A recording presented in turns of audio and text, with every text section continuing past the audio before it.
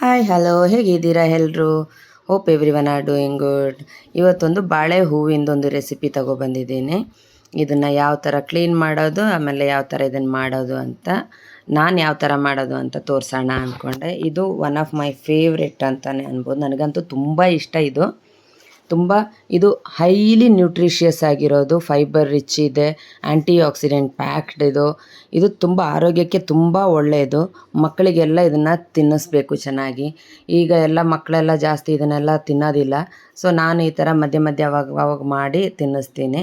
ಇದನ್ನು ಕ್ಲೀನ್ ಮಾಡೋದು ಸ್ವಲ್ಪ ಕಷ್ಟ, ಅಂದರೆ ಕಷ್ಟ ಇನ್ ಅ ಸೆನ್ಸ್ ಅದು ಕೈಗೆ ಅದರದ್ದು ಇದೆಲ್ಲ ಆಗುತ್ತೆ, ನಮ್ಮ ಕೈಯೆಲ್ಲ ಬ್ಲ್ಯಾಕ್ ಆಗುತ್ತೆ ಅಂತ ಸ್ವಲ್ಪ ಹಿಂಜರಿತಾರೆ ಮಾಡೋದು. ಸೊ ಈಸಿಯಾಗಿ ಕೈಯಲ್ಲಿ ಅದರದ್ದು ಯಾವುದೇ ಬ್ಲ್ಯಾಕಿಶ್ ಏನೋ ಬರೋದ ರೀತಿಯಲ್ಲಿ ಯಾವ ಥರ ಮಾಡೋದು ಅಂತ ನಾನು ತೋರಿಸ್ಕೊಡ್ತಾ ಇದ್ದೀನಿ. ಮೊದಲನೇದಾಗಿ ಅದರಲ್ಲಿ ಮೇಲೆ ಇರೋ ಆ ಗಡಸು ಪಾಟೆಲ್ಲ ಎತ್ಕೋಬೇಕು. ಅದು ಯೂಸ್ ಇಲ್ಲ, ಅಂದರೆ ಅದು ಹಾರ್ಡಾಗಿರುತ್ತೆ, ಅದನ್ನು ಯೂಸ್ ಮಾಡಲಿಕ್ಕಾಗೋದಿಲ್ಲ, ನಾವು ಪಲ್ಯ ಮಾಡಲಿಕ್ಕಾಗೋದಿಲ್ಲ, ತುಂಬ ಗಟ್ಟಿ ಇರುತ್ತೆ. ಅದು ಹಾಕಿದ್ರೆ ಕಹಿ ಬಂದುಬಿಡುತ್ತೆ. ಸೊ ಅದನ್ನೆಲ್ಲ ರಿಮೂವ್ ಮಾಡ್ಕೊಂಬಿಡಬೇಕು. ಆಮೇಲೆ ಆ ಹೂವು ಇದೆ ನೋಡಿ ಚಿಕ್ಕ ಚಿಕ್ಕದು, ಅದನ್ನು ಈ ಥರ ಬಂಡಲ್ ಎತ್ಕೋಬೇಕು. ಅಂದರೆ ಅದು ನಾವು ಉಪಯೋಗಿಸ್ಬೋದು. ಫಸ್ಟ್ ಇರೋ ಒಂದು 2 ಲೇಯರ್ದು ನಾನು ಎತ್ಕೊಂಡಿಲ್ಲ ನೋಡಿ, ಈ ಥರ ಆ ಕಡೆ ಹಾಕ್ಬಿಟ್ಟಿದ್ದೀನಿ. ಆಮೇಲೆ ಈ ಥರ ನೀಟಾಗಿ ಬಂಡಲಾಗಿ ಎತ್ಕೋಬೇಕು. ಜೊತೆಗೆ ಒಂದು ಬೇಸಿನಲ್ಲಿ ಸ್ವಲ್ಪ ನೀರು, ಅದಕ್ಕೆ ಉಪ್ಪು ಹಾಕಿ ಇಟ್ಕೊಂಡಿದ್ದೀನಿ. ಕೈಗೆ ಚೆನ್ನಾಗಿ ಕೊಕೊನಟ್ ಆಯಿಲ್ಲು ಹಚ್ಕೊಂಡಿದ್ದೀನಿ. ಕೊಕೊನಟ್ ಆಯಿಲ್ ಹಚ್ಕೊಂಡ್ರೆ ನಮ್ಮ ಕೈಯಲ್ಲಿ ಅದರದ್ದು ಕಲರ್ ಏನು ಬರೋದಿಲ್ಲ ಬಾಳೆದು. ಆಮೇಲೆ ನೈಫ್ಗೂ ಅದೇ ರೀತಿ ಹಚ್ಕೊಟ್ಟಿದ್ದೀನಿ. ಇವಾಗ ನೋಡಿ ಈ ಬಂಡಲ್ನ ಒಂದೊಂದಾಗಿ ಈ ಥರ ಎತ್ಕೊಂಡು ನಾವು ಅದರ ತುದಿ ಭಾಗದಲ್ಲಿ ಈ ಥರ ಕಟ್ ಮಾಡಿಕೊಡ್ಬೇಕು. ಅದರ ಒಳಗಡೆ ಬಾಳೆ ಹೂವಿಂದು ಒಳಗಡೆ ಒಂದು ನಾರು ಥರ ಇರುತ್ತೆ, ಅದನ್ನು ರಿಮೂವ್ ಮಾಡ್ಕೋಬೇಕು. ಅದು ಇದ್ದರೆ ಏನೋ ಒಂಥರ ಕಹಿ ಬರುತ್ತೆ ನೋಡಿ. ಇದನ್ನು ಈ ಥರ ನಾವು ನಾರ್ಮಲಿ ಒಂದೊಂದಾಗೇ ಎತ್ಕೊಂಡು ರಿಮೂವ್ ಮಾಡ್ತಾರೆ, ಅದು ಕೆಲಸ ತುಂಬ ಹಿಡಿಯುತ್ತೆ. ಈ ಥರ ನಾವು ಬಂಡಲಲ್ಲಿ ಎತ್ಕೊಂಡು ಹಿಂಗೆ ರಿಮೂವ್ ಮಾಡೋದಾದರೆ ಈಸಿಯಾಗಿ ಆಗುತ್ತೆ. ನೈಫ್ ಸ್ವಲ್ಪ ಶಾರ್ಪ್ ಕಡಿಮೆ ಇತ್ತು, ಅದರಿಂದ ಬರ್ತಾನೆ ಇರಲಿಲ್ಲ. ಆಮೇಲೆ ಕೈಯಲ್ಲಿ ಆಯಿಲು ಹಚ್ಕೊಂಡಿರೋದ್ರಿಂದ ಸ್ಲಿಪ್ಪರಿ ಇತ್ತು. ಸ್ವಲ್ಪ ಸಾಹಸದ ಕೆಲಸನೇ, ಬಟ್ ಆರೋಗ್ಯ ದೃಷ್ಟಿಯಿಂದ ತುಂಬ ಒಳ್ಳೆಯದಾಗಿರೋದ್ರಿಂದ ನಾನು ಮಾಡ್ತೀನಿ ಅವಾಗ. ಇವಾಗ ನೋಡಿ ಎಷ್ಟು ಚೆನ್ನಾಗಿ ಬರ್ತಾಯಿದೆ ಎಲ್ಲನೂ ಅಂತ. ಈ ಥರ ನಾವು ನೀಟಾಗಿ ಅದೆಲ್ಲನೂ ರಿಮೂವ್ ಮಾಡ್ಕೊಂಬಿಡಬೇಕು. ಆಮೇಲೆ ನೋಡಿ ಅದರ ಹಿಂದ್ಗಡೆ ಈ ಥರ ಒಂದು ಪ್ಲಾಸ್ಟಿಕ್ ಥರದೊಂದು ಲೇಯರ್ ಬರುತ್ತೆ, ಅದನ್ನು ಕೂಡ ನಾವು ರಿಮೂವ್ ಮಾಡಿಬಿಡ್ಬೇಕು. ಅದು ತಿನ್ನೋದಿಲ್ಲ ಸಾಮಾನ್ಯ, ಅದನ್ನು ಕೂಡ ರಿಮೂವ್ ಮಾಡಿಬಿಡ್ಬೇಕು. ನೋಡಿ ಈ ಥರ ಇದನ್ನು ಈಸಿಯಾಗಿ ಎತ್ಕೊಬಿಡ್ಬೇಕು. ಒಂದೊಂದಾಗಿ ಮಾಡೋದಕ್ಕಿಂತಲೂ ಈ ಥರ ಬಂಡಲಾಗಿ ನಾವು ಎತ್ಕೊಂಡು ನೀಟಾಗಿ ರಿಮೂವ್ ಮಾಡ್ಕೊಬಿಡ್ಬೋದು. ಆಮೇಲೆ ಇದನ್ನೆಲ್ಲ ನಾವು ನೀಟಾಗಿ ಚಿಕ್ಕ ಚಿಕ್ಕ ಪೀಸಸ್ ಆಗಿ ಕಟ್ ಮಾಡ್ಕೊಬಿಡ್ಬೇಕು. ಎಷ್ಟು ಚಿಕ್ಕದಾಗುತ್ತೋ ಅಷ್ಟು ಮಾಡೋದು ಒಳ್ಳೆಯದು.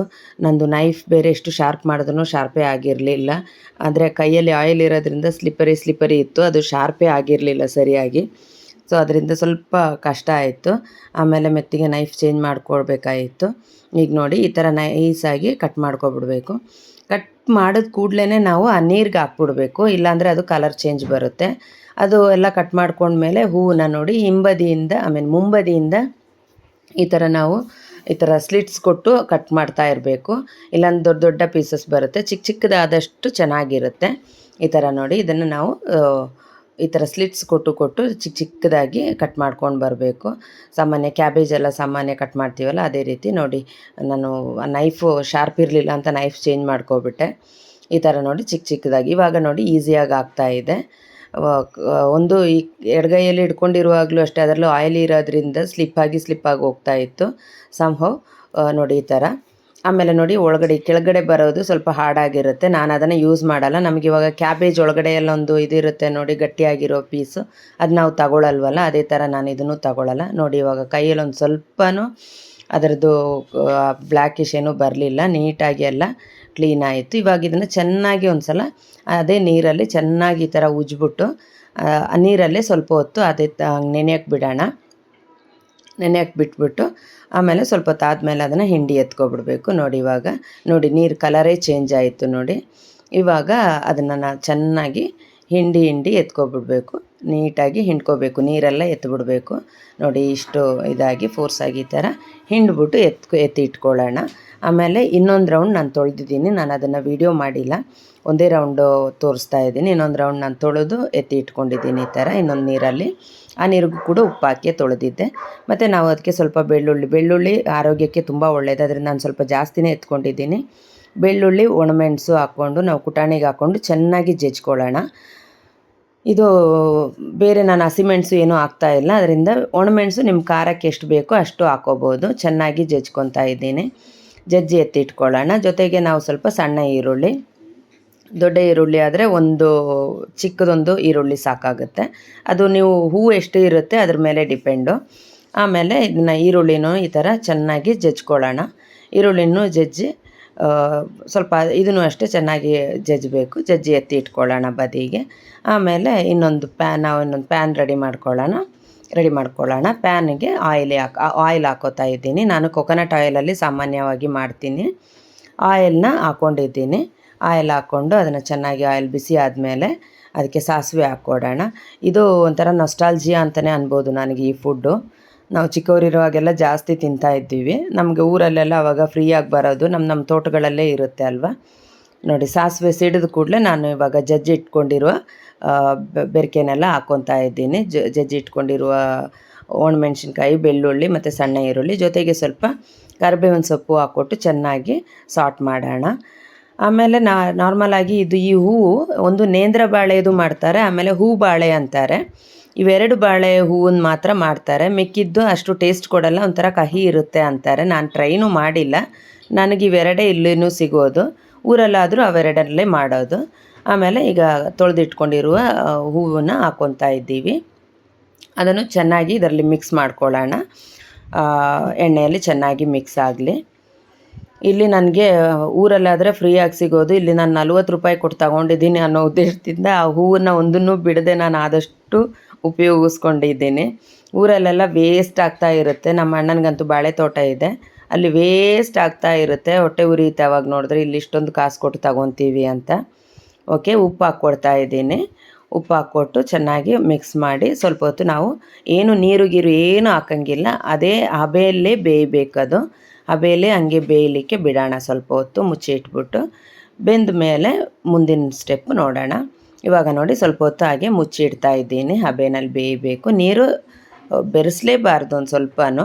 ಇವಾಗ ನೋಡಿ ಒಂದು 10 ನಿಮಿಷ, ಹತ್ತಿಲ್ಲ, ಒಂದು 5-7 ನಿಮಿಷ ಬಿಟ್ಟಿದ್ದೀನಿ. ಬಿಟ್ಟು ಅದು ಬೆಂದ ನಂತರ ಒಂದು ಅಳತೆಗೆ ಬೆಂದಿದೆ, ಫುಲ್ ಬೆಂದಿಲ್ಲ. ಇವಾಗ ನಾನು ಮಧ್ಯದಲ್ಲಿ ಸ್ವಲ್ಪ ಗ್ಯಾಪ್ ಮಾಡಿದ್ದೀನಿ ನೋಡಿ, ಅದೇ ಥರ ಮಾಡಿ ಅದಕ್ಕೆ ಕಾಯಿ ತುರಿ ಹಾಕ್ಕೊಡ್ತಾ ಇದ್ದೀನಿ. ಕಾಯಿ ತುರಿ ಹಾಕ್ಬಿಟ್ಟು ನಾನು ಇವಾಗಲೇ ಮಿಕ್ಸ್ ಮಾಡಲ್ಲ, ಸ್ವಲ್ಪ ಈ ಥರ ನೋಡಿ ಮುಚ್ಚಿಡ್ತಾ ಇದ್ದೀನಿ. ಅದನ್ನೆಲ್ಲ ಸೈಡಿಂದೆಲ್ಲ ಎತ್ಕೊಬಂದು ಮಧ್ಯದಲ್ಲಿ ಅದನ್ನೊಂಥರ ಗೋಪುರ ಥರ ಮಾಡಿ ಇಟ್ಕೊಂಡಿದ್ದೀನಿ. ನೀಟಾಗಿ ಕವರ್ ಮಾಡಿ ಇನ್ನು ಇದೇ ಥರ ಈ ತೆಂಗಿನಕಾಯಿ ತುರಿನೂ ಅದರಲ್ಲೇ ಹಂಗೆ ಬೇಯಬೇಕು. ಆವಾಗ ಅದರದ್ದು ಫ್ರೇಗ್ರೆನ್ಸ್ ಎಲ್ಲ ಚೆನ್ನಾಗಿ ಇದಕ್ಕೆ ಬಿಟ್ಕೊಳ್ಳುತ್ತೆ. ಸೊ ಹೀಗೆ ಒಂದು 5 ನಿಮಿಷ ಬೇಯಿಸೋಣ. ಮತ್ತೊಮ್ಮೆ ಹೇಳ್ತಾ ಇದ್ದೀನಿ, ನೀರು ಹಾಕಂಗೇ ಇಲ್ಲ, ನೀರು ಬೆರೆಸಲೇಬಾರ್ದು. ಇವಾಗ ನೋಡಿ ಆಗಿದೆ. ಇವಾಗ ನಾವು ಅದನ್ನೆಲ್ಲ ನೀಟಾಗಿ ಮಿಕ್ಸ್ ಮಾಡ್ಕೊಳ್ಳೋಣ. ಮಿಕ್ಸ್ ಮಾಡಿಕೊಂಡು ನಾವು ಇದನ್ನು ಅನ್ನದ ಜೊತೆಗಾದರೂ ಸರ್ವ್ ಮಾಡ್ಬೋದು. ಎಲ್ಲ ಜೊತೆಗೂ ಮಕ್ಕಳಿಗೆಲ್ಲ ಯಥೇಚ್ಛವಾಗಿ ಕೊಡಿ. ಇದನ್ನು ಒಳ್ಳೇದಿದು, ತುಂಬ ನಾರಿನ ಅಂಶ ಇರೋದ್ರಿಂದ ತುಂಬ ಒಳ್ಳೆಯದು ಆರೋಗ್ಯಕ್ಕೆ. ಇದು ಬಾಳೆದಿಂಡು ಇವೆಲ್ಲ ತುಂಬ ಒಳ್ಳೆಯದು ಆರೋಗ್ಯಕ್ಕೆ. ಇದನ್ನು ಮಕ್ಕಳಿಗೆಲ್ಲ ಹೇರಳವಾಗಿ ಕೊಡಿ. ಇದು ಮಕ್ಕಳೆಲ್ಲ ಸಾಮಾನ್ಯ, ನನ್ನ ಮಕ್ಕಳು ಮನೇಲಿ ಈ ಥರ ಮಾಡಿದ್ರೆ ತಿನ್ನೋದಿಲ್ಲ. ನಾನೇನು ಮಾಡ್ತೀನಿ, ಬಾಕ್ಸ್ಗೆ ಹಾಕಿ ಕಳಿಸ್ಬಿಡ್ತೀನಿ ಸ್ಕೂಲಿಗೆ. ಬಾಕ್ಸ್ಗೆ ಹಾಕಿದ್ರೆ ಅಲ್ಲಿ ಸಿಸ್ಟರ್ಸ್ನ ಎದುರ್ಕೊಂಡು ಭಯದಿಂದ ತಿನ್ಕೊಬಿಡ್ತಾರೆ. ಆಯಿತು, ಇಷ್ಟೇ. ನಾನಿವಾಗ ನೋಡಿ ಬಾಯ್ಲ್ಡ್ ರೈಸು ಗಂಜಿಗೆ ಸರ್ವ್ ಮಾಡ್ಕೊತಾ ಇದ್ದು. ನನಗೆ ತುಂಬ ಇಷ್ಟ ಇದು ಗಂಜಿ ಜೊತೆಗೆ ತಿನ್ನೋಕ್ಕೆ. ರೈಸ್ ಜೊತೆಗೂ ನಾವು ಸೈಡ್ಸಾಗಿ ತಿನ್ಬೋದು. ನೋಡಿ ಗಂಜಿ ಜೊತೆಗೆ ಸರ್ವ್ ಮಾಡ್ತಾಯಿದ್ದೀನಿ. ಜೊತೆಗೆ ಫಿಶ್ ಫ್ರೈ ಇದೆ, ಆಮೇಲೆ ಪಿಕ್ಕಲ್ಲು, ಗಂಜಿ, ಇಷ್ಟೇ. ಎಲ್ಲರೂ ಟ್ರೈ ಮಾಡಿ ನೋಡಿ, ಆರೋಗ್ಯಕ್ಕೆ ತುಂಬ ಒಳ್ಳೆಯದು. ಅಷ್ಟೇ ಇವತ್ತಿನ ವಿಷಯ. ಬಾಯ್.